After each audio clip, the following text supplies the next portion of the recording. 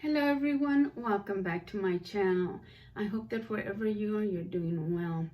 If this is your first time visiting with us, I want to welcome you and I hope you'll come back and see us again.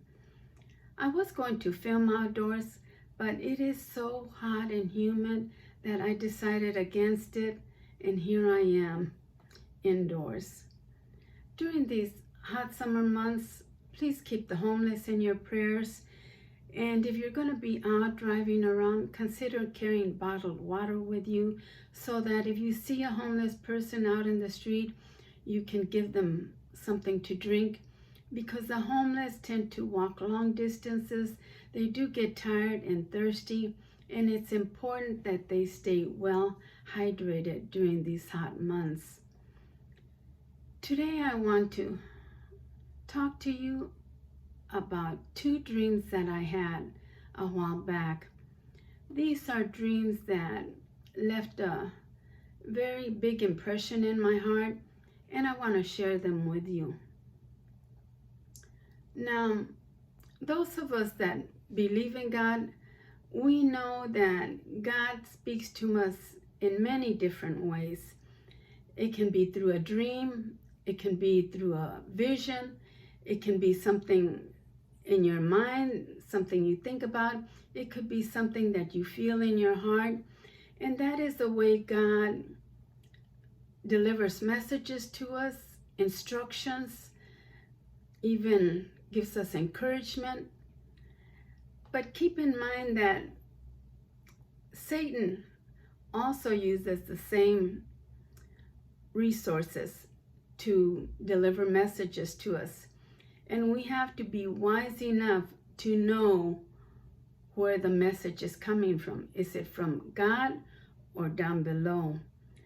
We know that God would never ask us to do anything that goes against His will for us, and He would never ask us to do something that was not right. So keep that in mind, all right? Because Satan is very cunning, and he will use the same resources to deliver messages to us. So just be wise and know where these messages are coming from.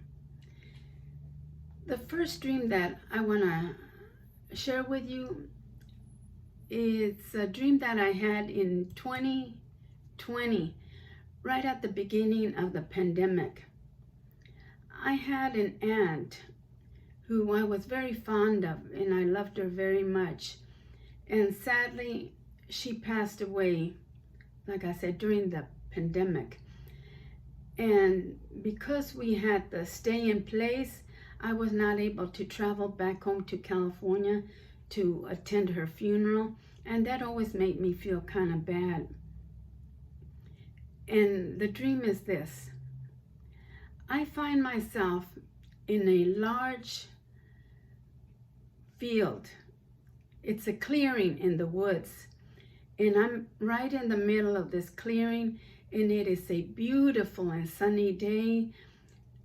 The butterflies and birds are out, and there's a lot of trees and vegetation all around, and it's just a beautiful image that I'm seeing. And I'm there, like I said, all by myself in this clearing, and I'm looking around, and I see all around me what the only thing I can say is, I thought, these are spirits. I saw a lot of spirits all over this clearing, but they were very faint. You can barely see them, but I could see like the outlines, and I knew that these were perhaps spirits that were there. And as I looked further, I noticed there was a woman standing like a few feet away from me, and she had her back to me. But all I could see was from the top of her head to her waist. Everything down below her waist was invisible. And I was wondering who this person was. And I walked up to her, and I put my hands on her shoulders, and I turned her around, And I was so shocked to find out that it was my Aunt Lupe who had passed away, like I said, in early 2020, like January or February. And when I saw her, I started to cry. And I said, Aunt Lupe, what are you doing here? And she didn't respond to me. And the thing is, she looked beautiful. She had beautiful skin, and she just looked so happy and calm and peaceful. And the only thing I could think of asking her is I leaned in, and the top of her head was like up to right here. And I leaned into her and I said, Aunt Lupe, what is heaven like? And I remember this so vividly. She looked up at me. She smiled, closed her eyes, took a deep breath, and she said, wonderful. That's all wonderful. And as soon as she said that, poof, she disappeared. And I looked around, and the spirits that were all around also poof, disappeared. And I'm there in this clearing all by myself now. And I'm crying, and I'm thinking to myself, Lord, why did I see my Aunt Lupe? And what were these spirits all about?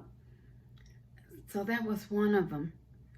And the next dream I want to share with you, it's a little more personal, but I want to go ahead and share it with you. It's a dream that I had also, like in 2020. It was my mother and father, who had since been passed away several years. And I find myself in this dream climbing up this very steep mountain. And this mountain is full of huge boulders. I mean, big, big boulders. And I know that I need to get to the top of this mountain because there was something there that I needed to see. But every time I took a step up, rocks, boulders would come crashing down. And it was a very treacherous climb. And also there was a stream of water that was running down the side of the mountain. But I knew I needed to persevere to get to the top. And I finally made it.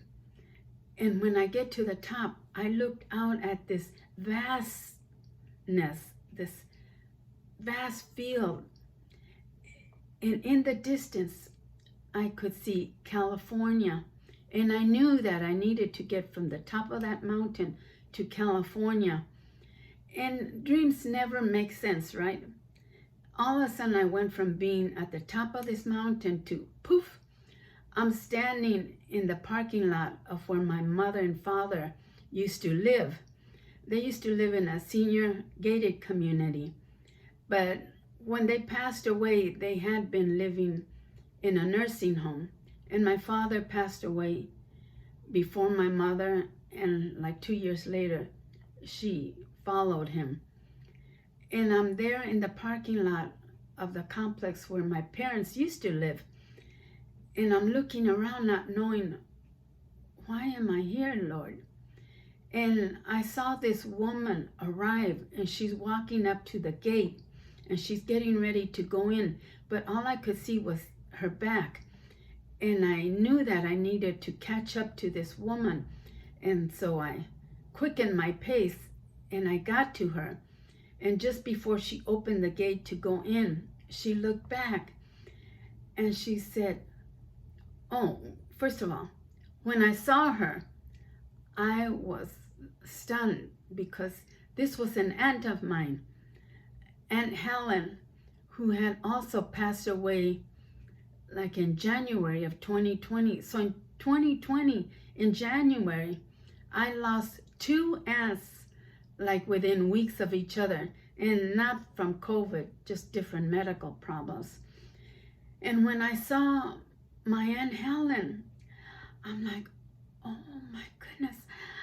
I said, Aunt Helen, what are you doing here? And she looked at me and she didn't respond. She just had this beautiful look to her face, and she opened the gate and I followed in behind her. And we started walking to the apartment where Mom and Dad used to live. And before she got to the door, I said to her, Aunt Helen, please don't tell my mother that I'm here, because I want to surprise her. And she knocks on the door, and I stood up against the wall with my back so that when my mother opened the door, she wouldn't see me. And when my mother came and opened the door, my Aunt Helen went inside, and I followed right behind her. And I had told my aunt, Aunt Helen, when you go in, I'm going to follow behind you, and I'm going to hide in the closet that's right next to the front door. In real life, there was no closet there. And so she goes in, and I follow right behind her, and I ducked into the closet, and I left the door just a little open because I wanted to hear what my aunt was going to say to my mother. And they went into the kitchen, and they were in there talking. And then I hear my aunt say, and they're talking in Spanish the whole time. And I hear my aunt say to my mother, Ven aquí, quiero enseñarte algo. Come here, I want to show you something. And my mother responded the same way she always used to respond when me and my brother from Washington, D.C. used to visit her, and we wanted to give her a surprise. She would always say the same thing to us. Don't surprise me. You know I don't like surprises. Because she was elderly. She was like in her late 80s, early 90s.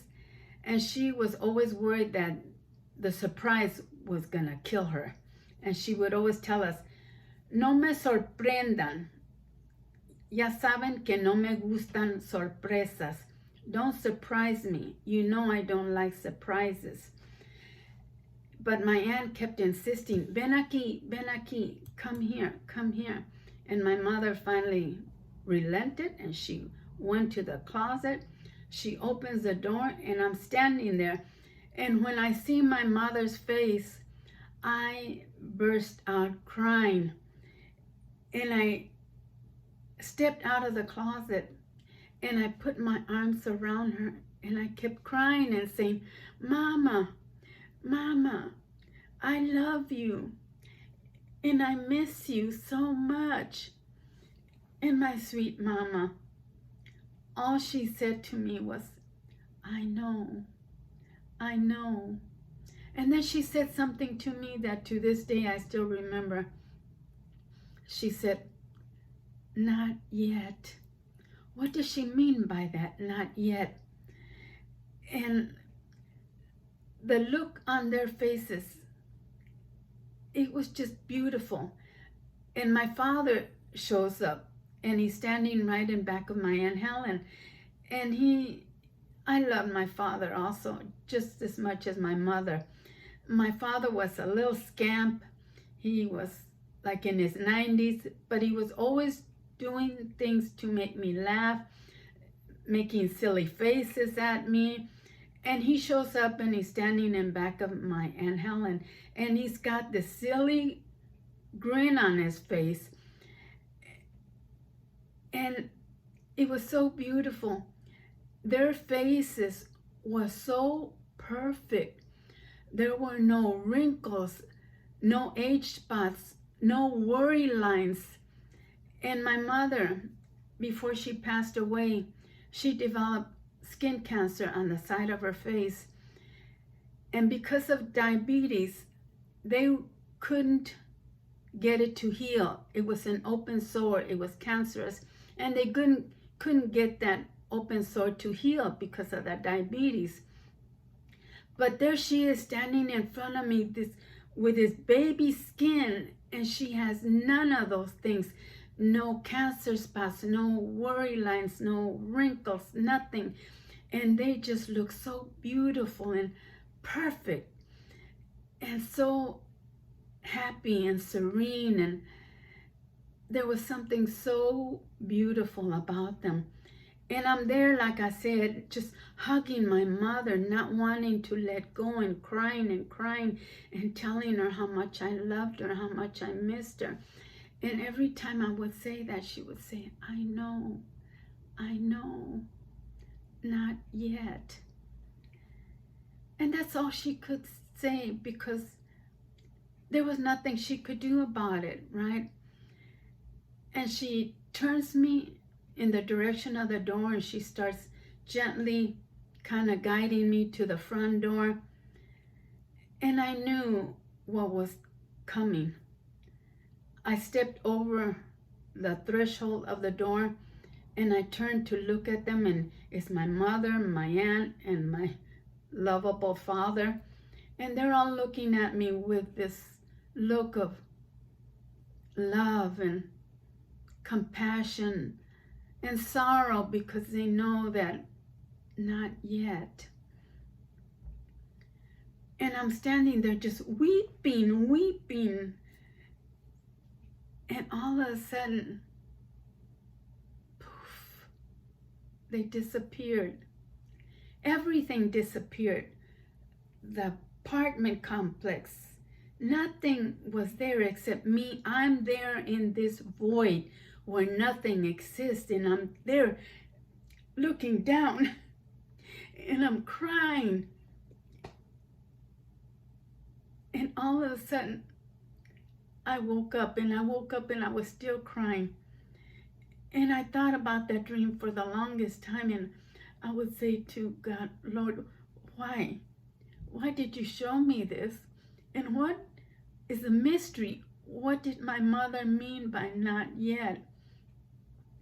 And on reflection, I realized what that meant. My mother was telling me in her sweet way that right now, child, you cannot be with us where we are, but one day you will. And I was so sad that I couldn't spend more time with them. But I was thankful also to God, because He knew that I was missing my loved ones. He knew I was missing my mother and father, my aunts, uncles that have passed away, my brother-in-law that has passed away. And God wanted to send me a little bit of joy and comfort in that moment. Have you ever had a dream like that, where you felt like God was delivering a message to you, or you actually got to see one of your beloved family members that had passed away in your dream? You know, if you have, you know what that experience is like. But like I said, I was so thankful that God, in His loving and beautiful way, knew that I was suffering because of the loss of all my family members and loved ones that have gone. And He just wanted to give me that little gift, that little moment in time, so I could see them once again. And I try and live my life now in a way that will be pleasing to God. I try to do the right thing always, but I'm just like everybody else. There are times when I succeed, and sometimes that I fail miserably. But when I fail miserably and I do something that I know isn't pleasing to God, or I know I hurt someone's feeling, or I said something I shouldn't have said to someone, to the best of my ability, I always try to apologize and ask for forgiveness. And then I always ask God to forgive me. And if you ask for forgiveness with a true and humble heart, God will forgive you. You can count on that, all right? I hope you like this video and that it gave you something to think about. And like I said, God speaks to us in many different ways, not just in our dreams, but visions. You can see something, you can think something, you can feel something here, and you know that God is delivering a message to you, giving you instructions, or maybe just comforting you. And in the Bible, in Job 33:15, it even talks about that. In Job 33:15, it says, in a dream, in a vision of the night, when deep sleep falls upon man while slumbering on their beds. That shows you right there that God does speak to us, even in our dreams. But sometimes we can be fully awake and he can talk to us that way also. But be mindful of where those dreams and visions are coming from, because like I said, Satan is very cunning and he uses the same things just like God does to deliver messages to us. So we have to be wise and we have to have discernment so that we will be able to differentiate between something, a vision or a dream that is coming from God or coming from down below, all right? And as I mentioned earlier, God will never ask you to do something that goes contrary what he wants for you, and he will never ask you to do anything bad. Thank you again for stopping by, and I hope, like I said, this video gave you something to think about. I try to post a video at least once a week. Sometimes they're homeless stories, sometimes they're inspirational videos that encourage, lift up, and sometimes it's just me sharing some of my personal stuff. If you haven't subscribed to my ministry channel, please consider doing so and hit that little notification bell that tells you when I posted something new. And if this is your first time visiting with us, I truly hope that you found something worthy in my video and that you will consider coming back and visiting me again, all right? All right, stay safe, stay blessed, and don't ever forget that God loves you very, very much. How much? That much. And that was my elbow that cracked. Look, I'm getting old and cricky. All right. Have a beautiful and blessed day. And like I said, come back and visit with us, all right? Bye-bye.